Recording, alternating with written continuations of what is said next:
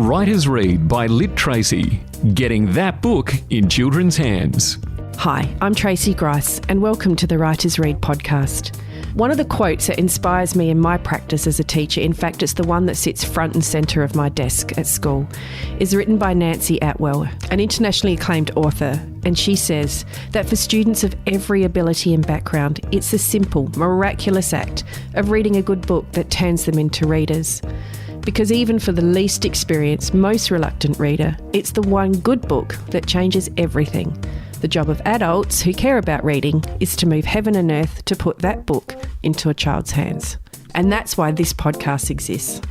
Well, Book Week is coming up in a few weeks' time, so I thought we'd do a series of short podcasts featuring the Children's Book Council of Australia shortlisted books in the Younger Readers category.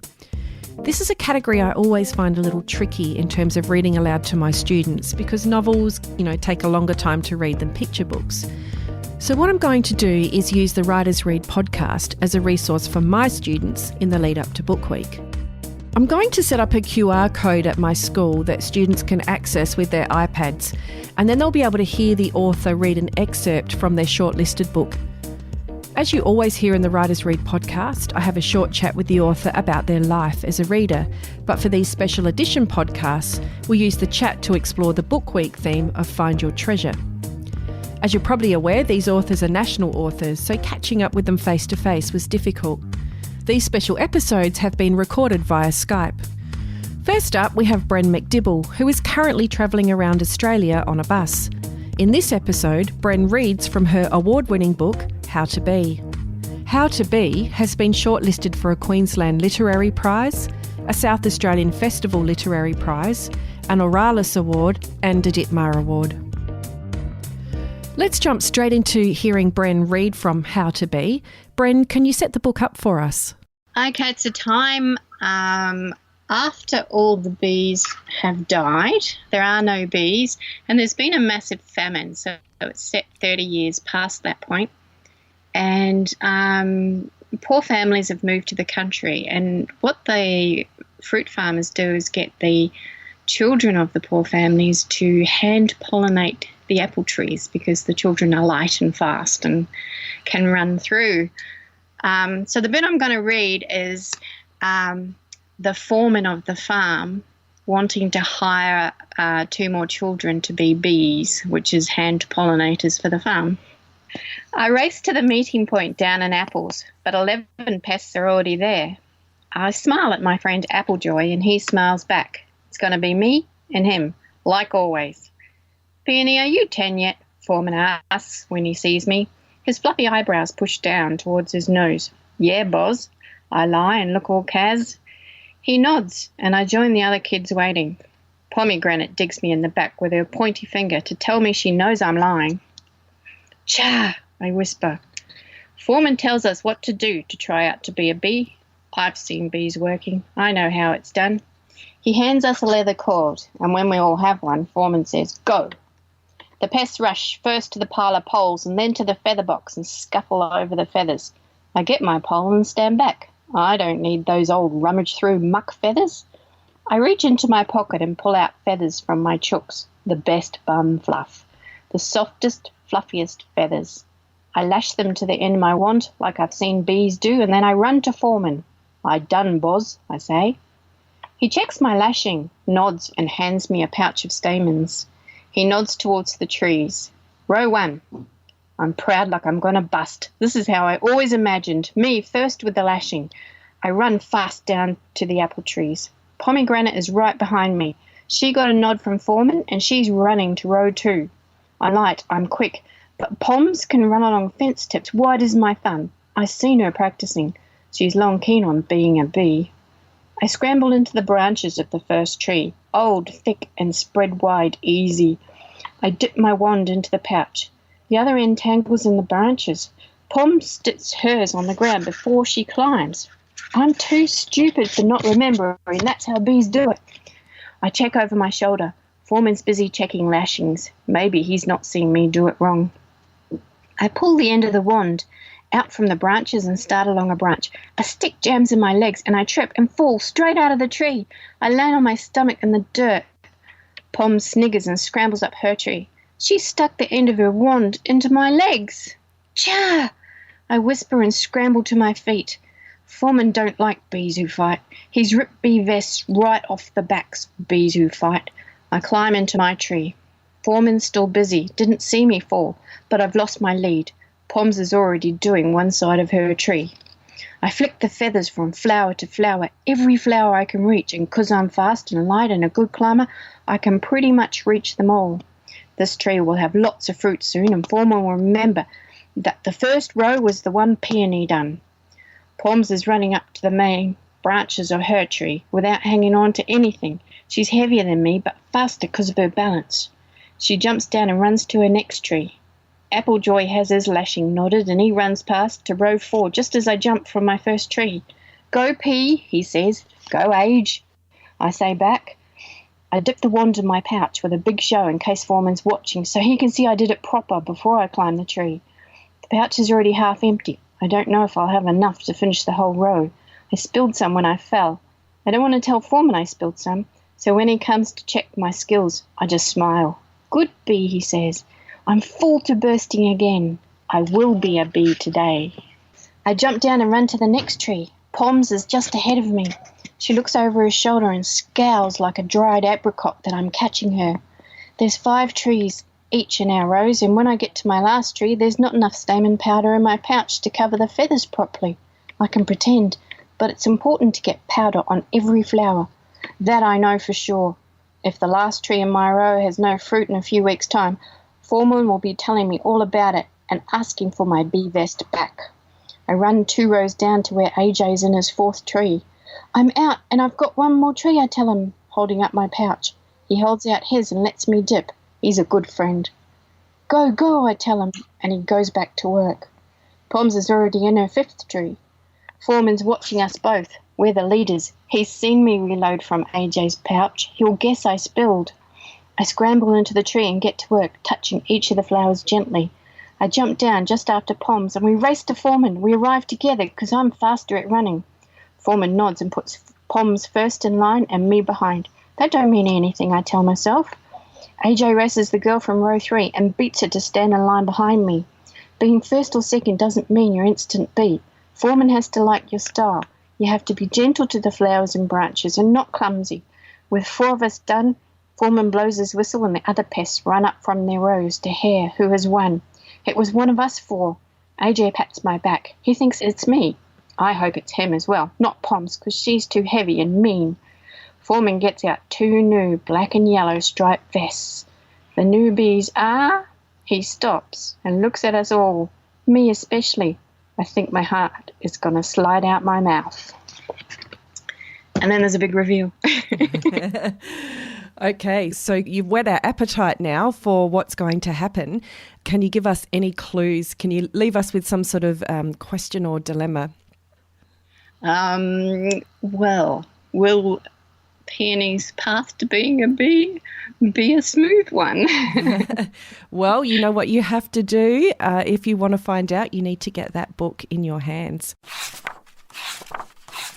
Hi, I'm Bren MacDibble, and you're listening to the Writers Read podcast.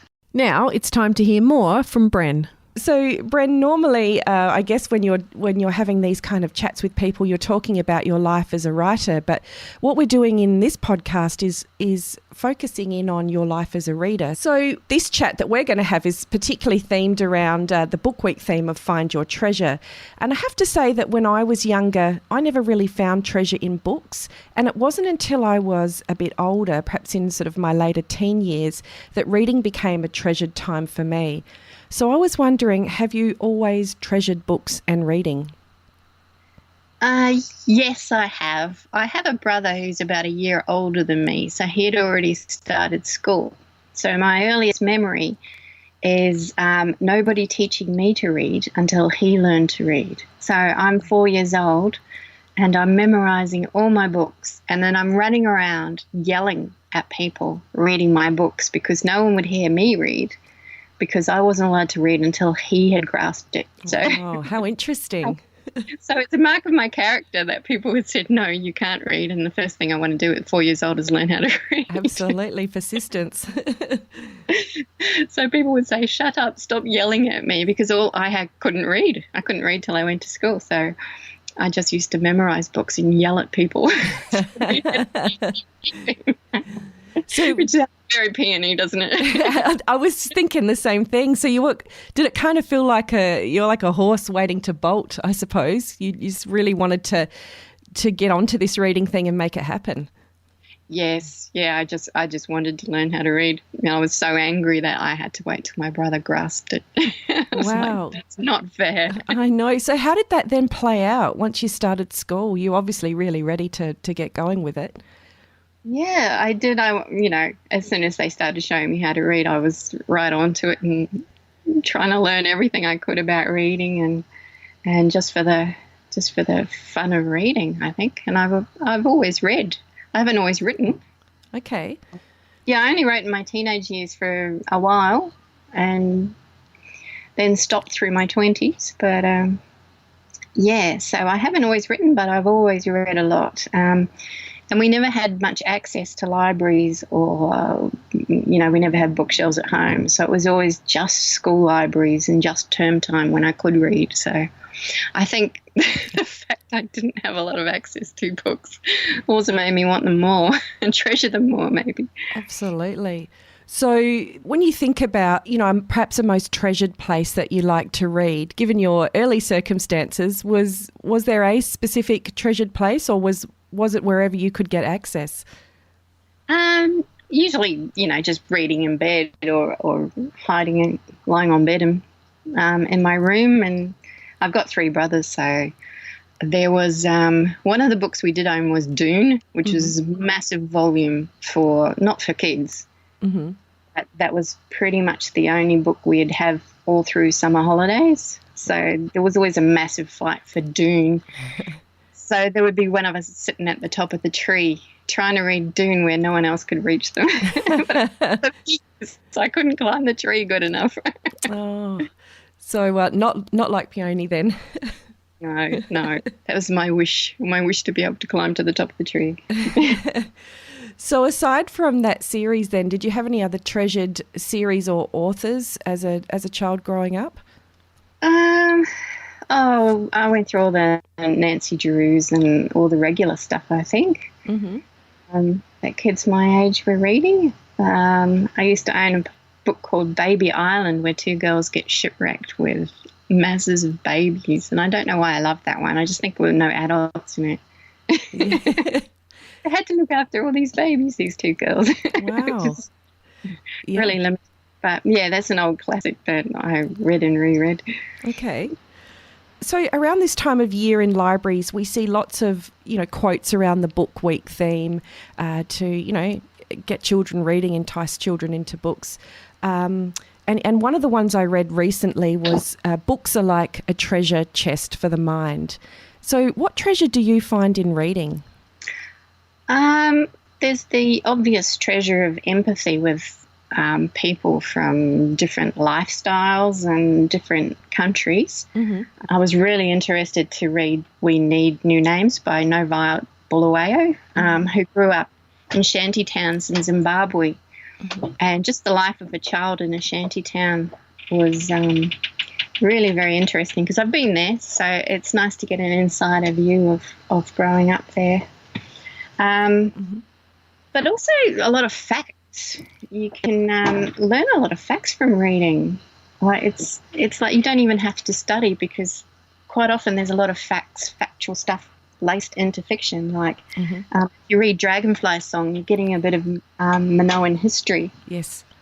And some of the adult books I read for adults often have some very interesting history. I mean, Hawaii by James A. Michener is basically a whole history of Hawaii from start to finish. Yeah. Chuck Palahniuk's Invisible Monsters. You learn all about the insider world of modelling and horrible surgeries. Oh, gosh. history of New York and the city of shy hunters, the native people's history, not the white people's histories, things like that. You think, oh, this is so interesting. And if that writer hadn't actually researched that and then added that as texture to their novel, then you wouldn't actually know about it. It's not something you go out and seek, but you collect all these little facts and knowledge from fiction, really. You can get smarter by reading fiction. Absolutely. So some of my work is centred around helping children to find their treasure in books and reading. And some children seem to be able to do that quite easily, quite naturally. They find that treasure, it's just part of who they are. And other children struggle really to find that joy, that treasure from what we can get from books and stories. So do you have any advice that you would give young readers to help them get that book in their hands? I think, keep persisting, because there are books that you will identify with, but not every book is going to suit every child. Mm-hmm. Some children like to imagine things themselves and build up ideas in their head. Other children like it when things are like richly layered and everything's described, but then other children will find that too slow for them. So, it's all about just keep persisting, talk to friends, read what they like. But if you don't like it, after 3 or 4 chapters, then just say, okay, I'm not getting into this. Maybe try something else. You don't have to persist and bore yourself if you're not enjoying it. There will be books out there. Absolutely.